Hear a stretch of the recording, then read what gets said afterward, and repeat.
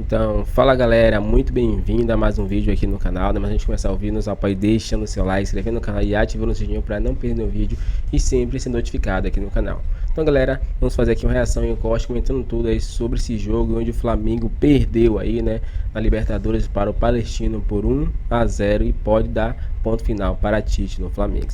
Vamos ver o que a imprensa falou sobre tudo isso. Então, fica agora aí com o vídeo. É verdade. Boa noite, Felipe, Mansur, amigas e amigos do Troca.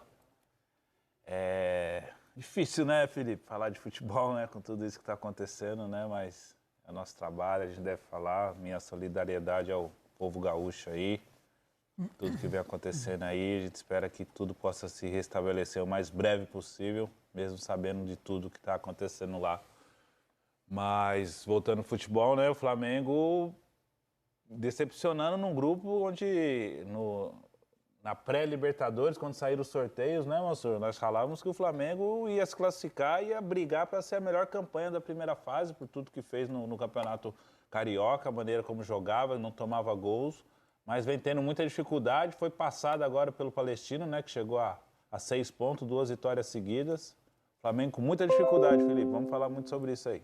Ô Mansur, dependendo do resultado de amanhã, né, o Bolívar vai jogar ainda contra o Milionários, o jogo é fora, lá na Colômbia, no estádio El Campín, mas se o Milionários vencer o seu jogo, o Palmeiras passa a não ter mais chance, o Flamengo passa a não ter mais chance de ser o primeiro colocado do grupo, né, mesmo vencendo os seus 2 jogos, isso deve ocorrer. Tudo bem, Mansur? Boa noite. Ninguém imaginava esse cenário, tá aqui a classificação do grupo, né? Olha só, o Bolívar com 6 pontos, o Bolívar com 9 pontos, o Palestino com 6, Flamengo 4, Milionários 1. Então, se o Bolívar vencer o seu jogo amanhã, o Bolívar já chega a 12 e o Flamengo não pode mais alcançar.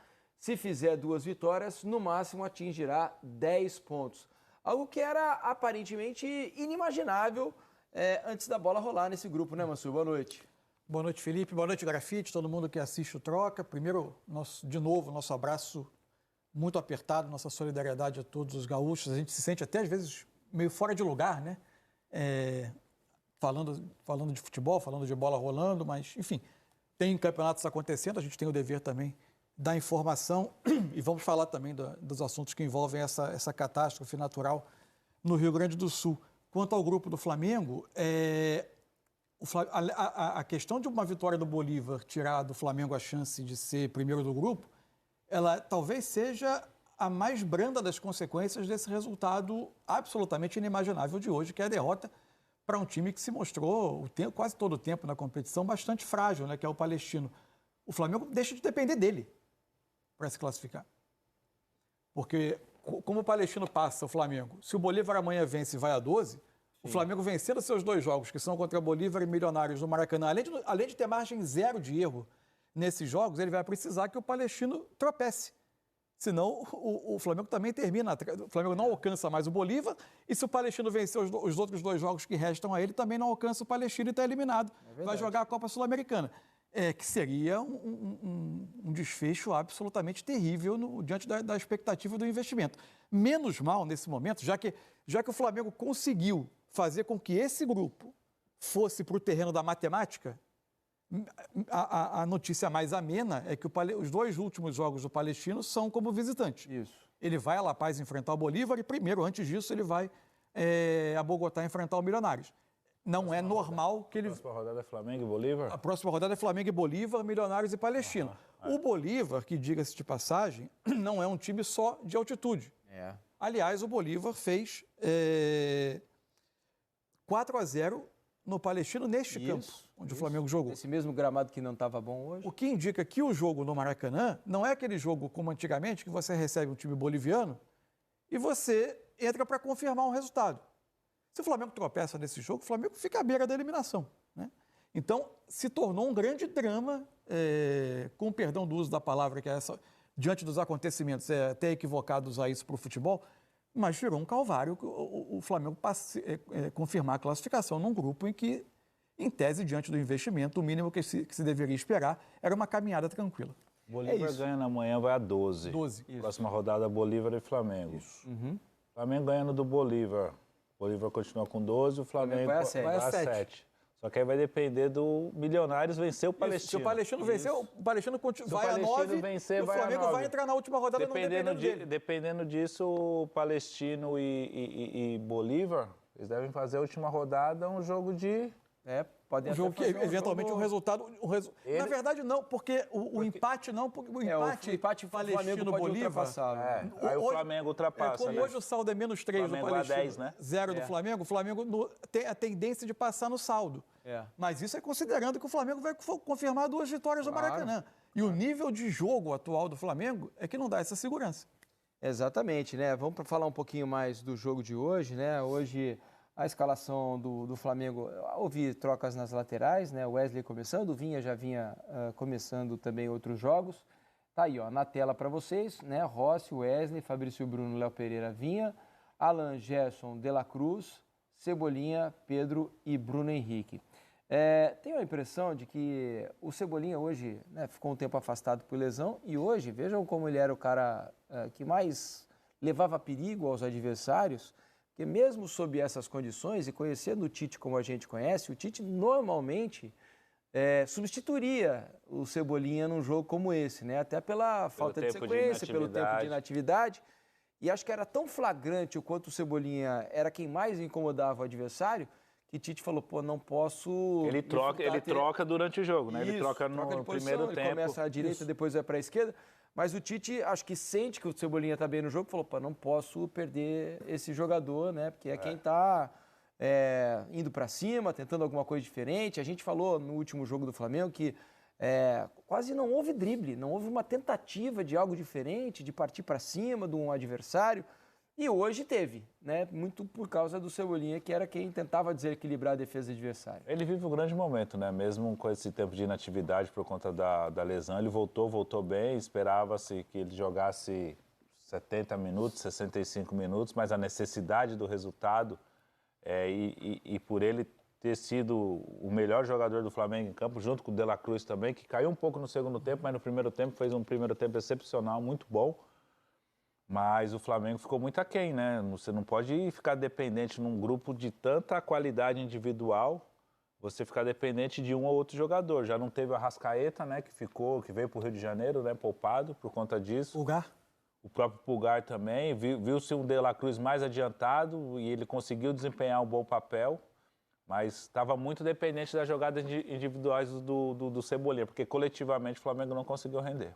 E acho que vale a gente dizer também, o Mansur tem falado sobre isso aqui no Troca de Passes, e eu concordo, sobre o esquema, né? Porque a gente tem visto o Bruno Henrique, hoje, o Bruno Henrique nem fez um jogo muito ruim, mas perdeu 2 ótimas oportunidades ali, né, dentro da área, oportunidades que ele não costuma perder, mas pelo menos ele esteve ali naquela posição onde ele é mais perigoso, mais próximo ao gol. Quando ele joga mais aberto, e hoje foi o caso, né?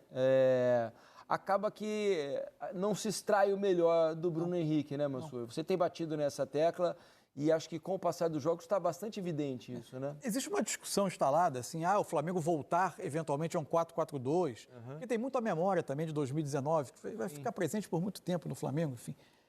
A questão para mim não é numericamente se é um 4-3-3 ou um 4-4-2. O Bruno Henrique pode ser o jogador que parta do lado, mas ele precisa estar constantemente atacando espaços na área, porque é o que torna ele diferente da média. Eu costumo dizer que o Bruno Henrique é um excelente atacante, mas é um bom ponta. Um ponta talvez nota 6 e um atacante nota 8. E a perda... A grande questão do Flamengo hoje, para mim, é a quantidade de jogadores, e hoje, de novo, nessa formação inicial, nessa escalação, e com os movimentos que são feitos por esses jogadores, é a quantidade de jogadores que ficam desconfortáveis nas suas posições, né? O Bruno Henrique é um caso. O Bruno Henrique inicia o jogo hoje do lado esquerdo, mas quase sempre bem aberto, com a função de voltar e auxiliar na marcação, se distanciando de uma função onde ele pode ser mais influente no jogo. Outra questão que, para mim, o jogo contra o Bragantino, no segundo tempo, tinha mostrado um caminho interessante e que não foi aproveitado hoje, que é a função do De La Cruz. O De La Cruz, até concordo que ele teve alguns momentos de boa participação no primeiro tempo, mas ele é muito mais influente no jogo quando ele vê o jogo de frente, partindo como segundo homem, como um camisa 8, recebendo essa bola, partindo da organização do time. Entre o meio, isso, dando uma dinâmica nos primeiros passes. No segundo tempo, você tem a entrada do Gabigol. Aparentemente, você olha, o Gabigol está entrando próximo do Pedro. Vamos ter uma dupla de ataque, vamos ver o Flamengo com uma dupla de ataque novamente. Mas você não tem dinâmicas feitas.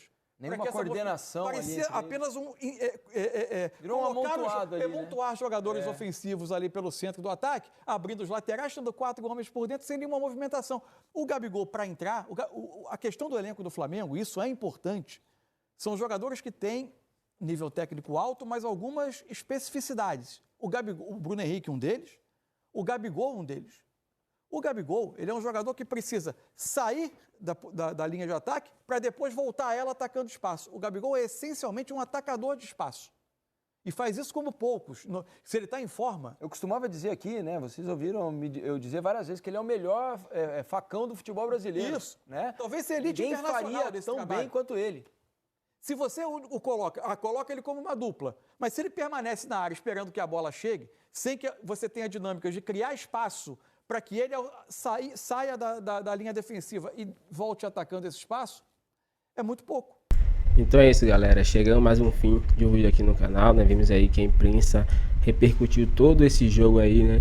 Entre Palestino e Flamengo. O Flamengo aí teve chance de fazer gol, mas os jogadores estão com uma pontaria muito ruim, né? Então parece que não está tendo treinamento aí de finalização, não tem jogadas, né? Quando o time se fecha, já era, né? O time se fechou, o Flamengo não sabe mais o que fazer, né? Só dá chutão, a bola não se encaixa, né? Então, enquanto o time de jogo tá 0x0, tá até fluindo algumas jogadas, né? Mas quando o Palestino fez um gol, recuou, acabou, né? Você sabe que o Flamengo não consegue mais empatar, virar o jogo, né? Então, todos os times que enfrentam o Flamengo fazem isso, jogam recuado, porque sabe que o Flamengo não tem jogadas. O Flamengo não tem jogadas em poder furar ali o bloqueio e fazer o gol, né? Então, foi isso que aconteceu, né? O Flamengo teve chance, mas não conseguiu efetuar aí o placar. E agora se complica aí na Libertadores, né? Um grupo que era o mais fácil, assim, considerado mais fácil, assim, que poderia sair em primeiro colocado aí com um altíssimo, né, placar. Mas vimos aí que não foi isso que aconteceu. O Flamengo aí agora vai ter que pegar calculadoras aí para ver se vai conseguir se classificar nesse grupo tão fraco aí, ainda visto que o Palestino só depende dele para passar. Já o Flamengo não depende mais só do Palestino para passar, né? Depende que o Palestino perca o jogo, né, ou empate aí para que o Flamengo possa passar. E o Flamengo precisa vencer os 2 próximos jogos também, né? Então é muito importante isso também. Então vai ser muito complicado aí para o Flamengo esses próximos jogos. Vamos ver como vai ser aí, se Tite vai permanecer. A pressão só aumenta, visto que os últimos jogos não vem apresentando um bom futebol, vem só decaindo. Qual a sua opinião sobre isso? Comente pra gente aqui, não deixe de opinar. Agora valeu e até o próximo vídeo.